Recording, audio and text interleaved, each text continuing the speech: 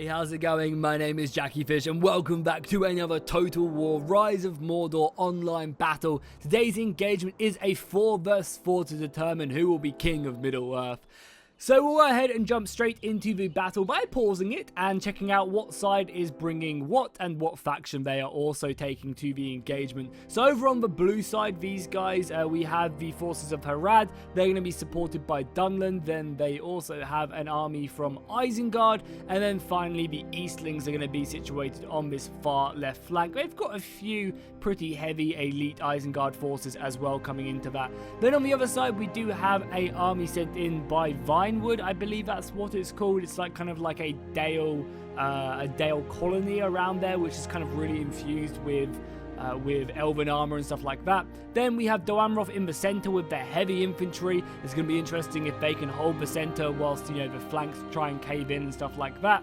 Then as we continue to go along, we do have Lake Town and the forces of Dale. And then finally, they're going to be supported by the another Dalian force, actually. So, no, they're going to be supported by the Dwarfs, even. And we even have some Doamroth infantry going off to the left flank. So, one of the things I really love about these massive 4 vs 4 battles, it's just that action goes on all the time. There's so much back and forth. There's so much kind of, wherever you look, basically, there's just an exciting engagement. And as you can see, the red line to the edge of a battlefield is here and here. So it's very hard to maneuver, but it just kind of makes for a really interesting battle. So a few notable units for both sides. We'll take a look at the blue side first. We do have some of these Isengard sappers hiding in the forest. I can barely even find them myself. But these guys basically are like the sappers at Helm's Deep. They'll just blow everything in a radius around them up, and they do an insane amount of damage. They also do friendly fire, so you have to be very careful with them. We also have some of these Nafatune throwers, which are kind of like just mini versions of the bombs, and they'll throw them and they'll explode. The rest of the Isengard army is pretty standard. Dunland, again, are kind of made up of, you know, hillmen, tribesmen, nothing too elite. But you have some interesting units. You know, some units do have mail on. Some are kind of more berserk infantry. And then the rest of kind of like the Eastlings are again a very standard infantry. You can see them situated right there. And they have the more iconic kind of Eastling knights on horseback and on foot as well. Then making our way over to the side of the red side, we have some of the Doamroth infantry, again with their archers, their heavy infantry, and I imagine their heavy cavalry, wherever they may be. I really, as always, love the look of Doamroth. They just look really good, kind of like Bjarnor-esque infantry. And then obviously these are some of the more lightly armored knights from Doamroth, but I know for a fact they have more. Then we also have obviously Dale, which are very much known for their archers. They're going to be peppering away on the front line, and then kind of an elite force of dwarfs on the left flank, who once they get stuck in are going to be very deadly. I mean, just look at them. The dwarfs of the Iron Hills are marching to war, and that is for sure going to happen. So what we'll do is we'll spend a fair amount of time, you know, up in this camera every so often, just to kind of check out what's going on. But we actually do have a first little charge right here, and this is pretty effective. You know, it slows up the enemy formation, it disrupts them, and the yellow side or the blue side with their hillmen it's going to basically be slowing up quite a bit of the advance. And this is a really good plan to do in a huge battle like this, where you're trying to open up gaps in the enemy lines. You're trying to go ahead and force the enemy to overextend their formation. Why can't we see this? Oh, they really are hidden. Oh my god. You can literally just about see like them here and there. Oh my god. These are some Isengard. So these are orcs basically. This really is a Teutoburg forest map. My god. You can barely see anything. Yeah, these are one of the orc units they added to the overhaul mod. See them scattering across into the front lines of the Riverwood forces. Vinewood, either Vinewood, I don't know what, I can't remember what this faction's called. The men are broken and are fleeing. So they're going to be standing, preparing for anything that comes out of the forest. Their men can also hide as well. The main kind of more obvious engagement is going to be Doamroth though. They've got their archers readying their bows, unleashing their volleys onto the forces of Isengard, who are going to be meeting them with their kind of more, I guess, lighter archers. They also do have these artillery positions though. These guys shoot out flaming artillery pieces, and I imagine at some point in the future, Rise of Mordor will add in like the actual specific ones they have in Helm's Deep, like proper ballistic models and stuff, or ballista models. As you can see, they're doing some pretty good damage. They're ripping through these archer lines and picking them apart. We are going to see the forces of Diamond advance forward, and oh my god, that does look pretty goddamn sexy right there. The artillery boat going overhead. Diamond, no fear, as they advance forward, men ready to defend. I think this is probably the best idea. Diamond had some really good infantry, so if they can kind of get them engaged, that's a pretty smart idea for the red team. Gale, on the other hand, want to kind of maybe try and stay at distance as much as they can, because Dale really excel with their archers. Their archers are so good, so they kind of want to stay at distance for as long as possible. So it's when you have a 4 versus 4 like this, it's very hard to determine, you know, what you really go. Because again, on the left flank, the dwarfs probably want to get stuck in as quickly as they can.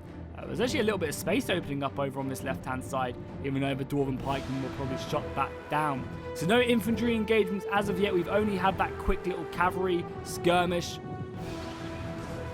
More of the Vineland forces just kind of moving around that left flank. Forming shield was going to open up. If the cavalry want to try and make their way through, they maybe could give that a little attempt to.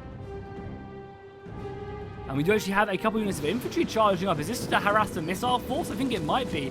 I mean, they are just urban volunteers, so they're basically charging forward like the Lake Town peasants at the Diamond army, and they're going to send them back almost immediately. Yeah, they're actually going to retreat themselves. I think that was just a good tactic to kind of force the archers back. We're also, however, going to get a cavalry charge moving across to try and intercept this. But this leaves his cavalry really vulnerable to missile fire. If I was Dale right now, I'd be training all my arrows onto this position, trying to just, you know, whittle away this cavalry force, because the less cavalry they have, the more kind of stationary they can be. And you can see, yeah, Dunland's losing quite a few horses over here, which is going to pay, you know, dividends, especially when they run into the dwarfs. You know, no cavalry to come and hit them is going to be very effective. I really like how we have kind of this cavalry, because there's no real way to maneuver in these battles around the flanks. Cavalry's having to very much go in the central positions, which is really, really cool, because like a lot of, you know, historical battles and realistic battles, cavalry was mixed into the centers of the forces, and they were kind of used to, you know, harass the front line, get stuck in, retreat, you know, hit missiles, and if they were kind of out of position.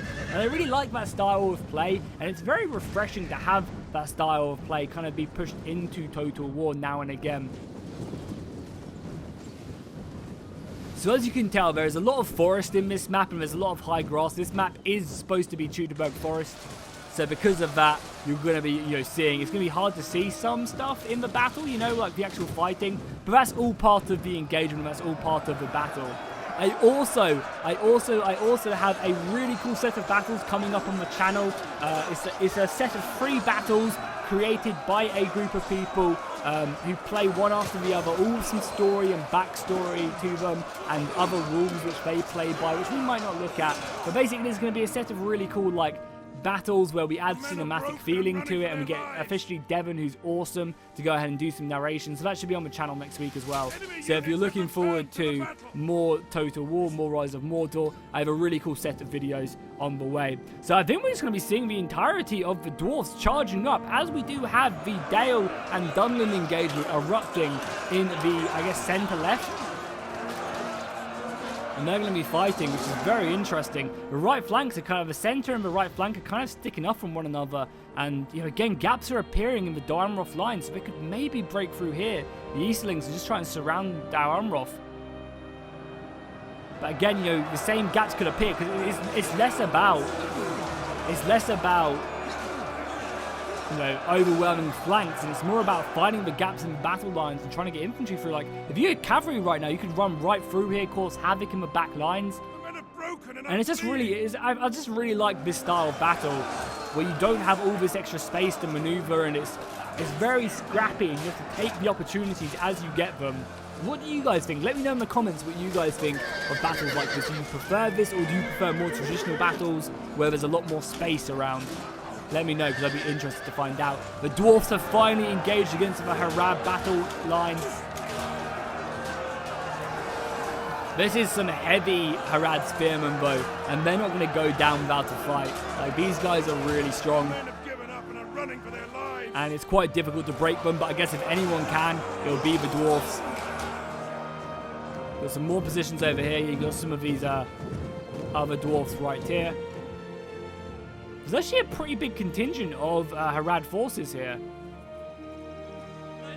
Some mercenaries here by the looks of it as well. There's actually a pretty big contingent right here, which is not in the fight, and this is going to probably hurt Harad pretty heavily because they're not going to have all their forces to their use. So as you can see, you're probably going to see the dwarfs making their way through these gaps in the battle line that are appearing.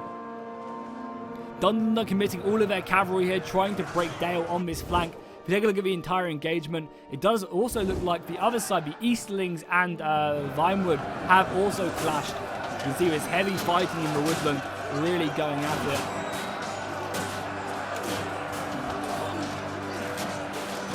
Both sides back and forth. No one really looking like they're breaking. I imagine as well, yeah, these pikemen and axemen are also doing an awesome job. The axemen charging forward as well. So it does look like this right flank is kind of struggling a little bit for the Reds, but the Blues are obviously seizing this advantage. They have lost a lot of their archer force back here, and the archers are kind of pretty safe back there for Vineland. The Dwarfs, though, the Dwarfs are the real MVPs right here. The Dwarfs are just smashing through the Harad battle line, doing exactly what I said.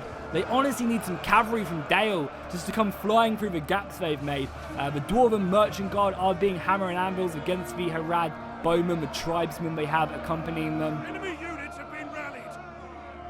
The rest of the dwarfs are just trying to rush forward here. This is perfect. We are now seeing the forces of Harad trying to advance and break the Dwarven battle line to get to the rest of their forces, but it's kind of a little bit too late for them to advance. The dwarfs just need to be in full-on aggression right now and just try and really put on the danger, especially with these crossbow bolts coming in as well. Oh, we're going to get a nice little camel charge here off from the Dwarven or the Dale cavalry, which is stationary. That's really nice by Harad, catching them off guard. Balance of power is really even right now as well. No side really taking control. We have some of the half-orc axes by Isengard smashing into the side of these Lake Town Wardens, and the half-orc axes are such a deadly unit. They're very vulnerable to missiles, but if left alone, they will just chop through whatever they come up against. They're an extremely powerful orc unit. You can see they're being committed to this fight now to help out the forces of Dunland, moved away from the centre. Ooh, we also have Darnroth as well, fighting against Isengard. Return to the fight.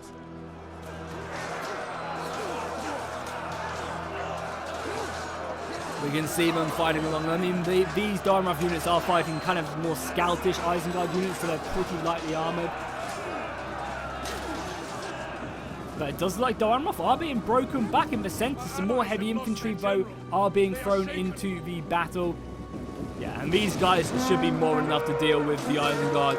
Darnroth have some of the heaviest infantry in the game, and now they're starting to commit it. It's going to be very effective. We do also have some men of the Easterlings, though, here as well, who are fighting bravely alongside the Isengard brothers.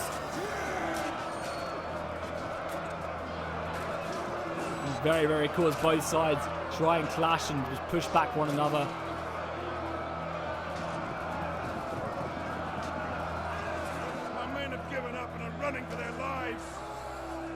So let's take a look at the overall battlefield again. As we can see, the right flank is kind of contested, but it's kind of going in front in favour of them. The left flank has been absolutely crushed, so it's really up to the centre here of the Easterlings and Isengard to really stay, because the dwarfs are smashing Harad on that left flank.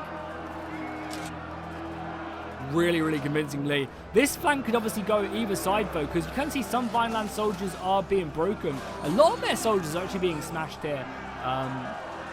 Against the Easterlings. But the Easterlings are also committing a large portion of their soldiers to the centre. However, they've now just lost all of their archers. Oh, this is catastrophic for them. Losing all of their archers is going to take a huge amount of their firepower away, and you can see that they are now pushing around the flanks as well. So the left flank's kind of lost for the Reds, but the right flank, the left flank for the Reds is winning for the Dwarfs. But the centre's kind of being shaken up because the Eastlings have poured in. So they've kind of won over here, but you know, blue and yellow have done a great job on the other sides, and if they can kind of surround this and move around, they can really help support the rest of their soldiers. The Eastling general here, I think. The balance of power has kind of shifted in favour of red right now. So winning on that left flank is obviously proving very valuable as the dwarves continue just to cut through wherever they come up against. They're finding some more of the elite Swords of the Serpent from Harad right here. curved blades. It's kind of like a mix of blades. I really do like that sword though. The dwarves severely out-measured in height, but in skill they definitely make up for.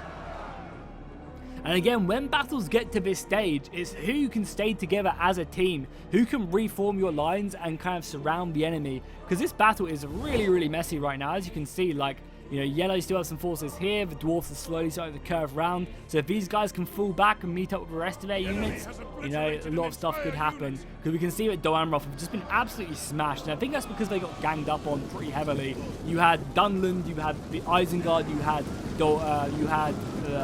who else was there? Isengard. Oh, the Eastlings. Yeah, the Eastlings came with their cavalry as well to help. And I feel like Doamroth did an okay job of holding this long. Keeping their men alive for as long as possible was really, really important for them. And it probably did, I mean, and even still, yeah, again, the Eastlings did all of that, and they still managed to win on their flank as well. You can see them moving around right here, trying to curve off the last couple archers.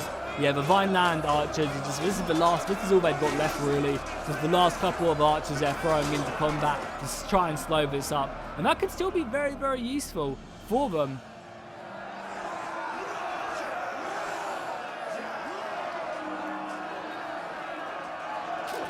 What a crazy, crazy battle though. We are going to be getting some cavalry strikes. The Isengard artillery has now been overwhelmed.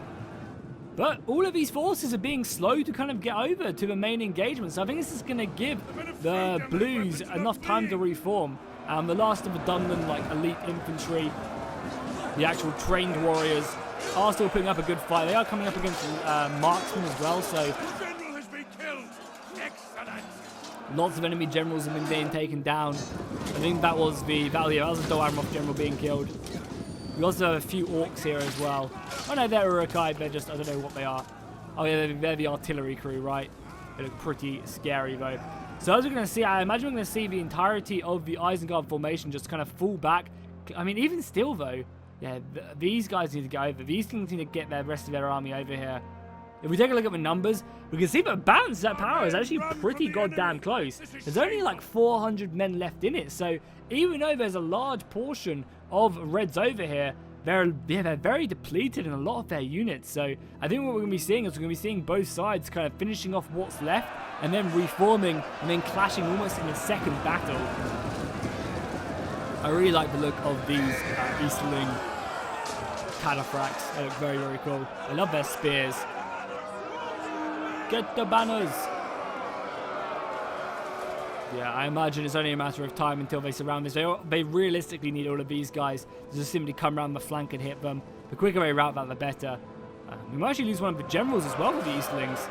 They're quite close. I mean, maybe I think he's actually already dead. But still, you know, cavalry at this point in the battle is very, very important. We are going to be seeing them coming round though. We used to have the Dunland general as well, so he could be useful.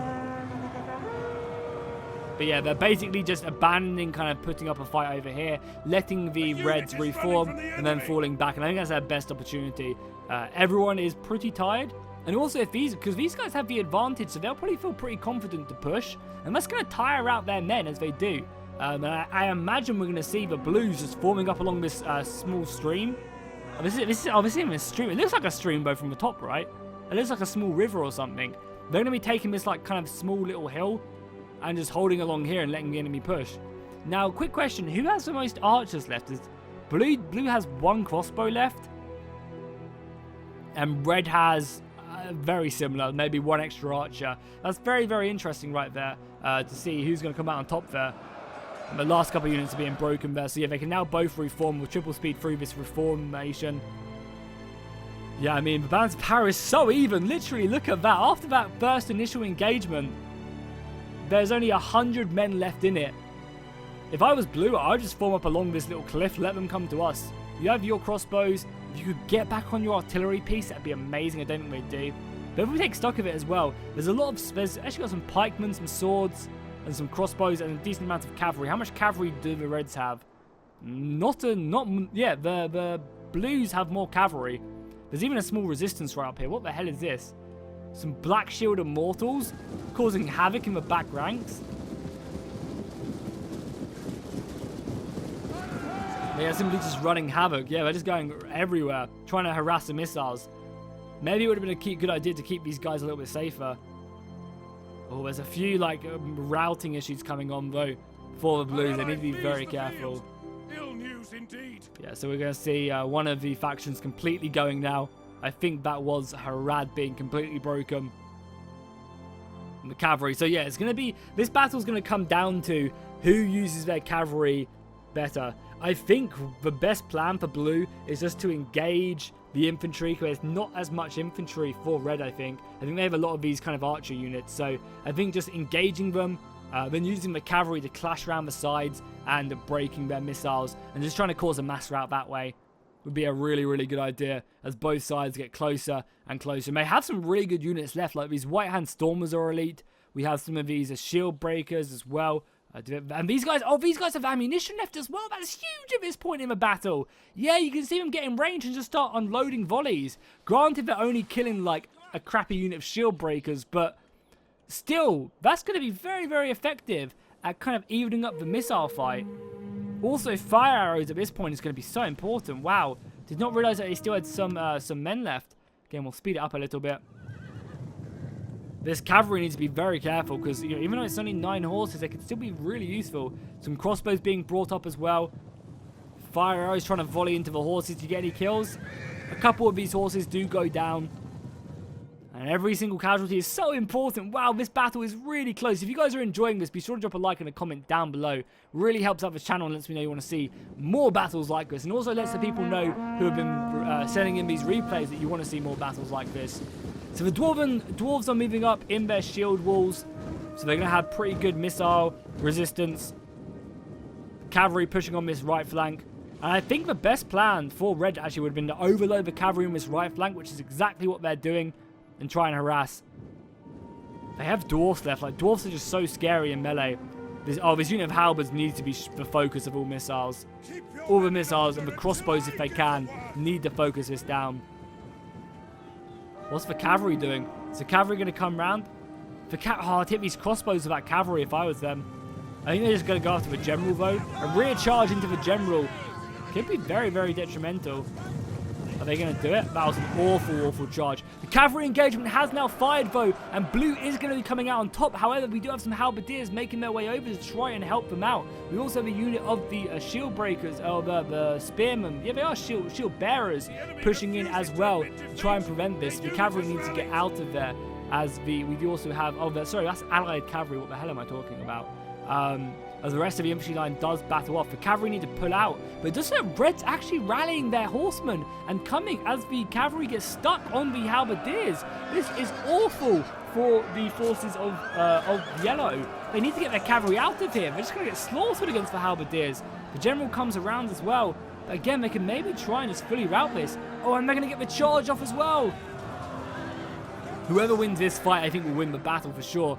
Nice though here by Blue and Yellow by using this unit of Urukai infantry to shield for their own cavalry. That's really effective. The dwarfs though throwing in everything they've got, and as you guys know, the dwarfs are deadly in melee combat. They are not simply to be tested, and I would have any money on the dwarfs here to break the lines. But yes, it's not just up to them; it's up to the flanks as well to keep the enemy at bay. God, I think this might lose them the battle, Having the halberdiers fighting cavalry is just amazing. And somehow Red has managed to win the cavalry engagement. That should just not have happened. Realistically, I mean, it's not like Red have a lot of cavalry left, but the halberds coming in huge. And they have their archers still fighting. I think we're going to see a Red victory here. Winning the cavalry engagement is going to allow them to push around these horses and just finish up what remains. We have a last little stand here by the lightly armored Urukai, but I think that's going to be all she wrote for Red. The Dwarven Alliance is going to take this battle. Yeah, the general died. I think that's what really lost it for them, was this cavalry engagement. They could have kept away from them halberds, they would have won. At least that engagement maker maybe have come around, silenced these missiles, hammer and anvil, and helped out elsewhere. But yeah, there's going to be no dawn for the Urukai as they flee from battle. Siege crew running back in, but again, they're going to be done for soon. So let's go ahead and just speed through the last remnants of this battle. What an awesomely close battle that was. Big thank you to those people who played in this battle and did decide to send it in to me. I really appreciate it, so thank you guys very much.